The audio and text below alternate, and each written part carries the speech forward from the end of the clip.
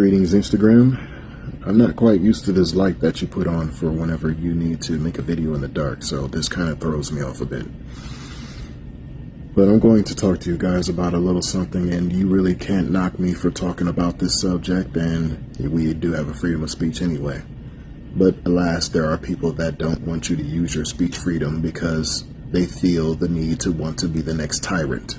For some odd reason, being a tyrant is trending. You can't really knock people for selling out whenever there are those that are amongst their peers who they could have tried to get the attention of but couldn't because you didn't care for whatever issues that they were suffering through.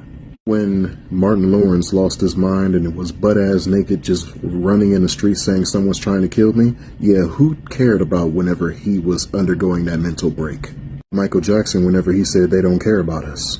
When the industry owns them and you don't, you claim them to be a sellout.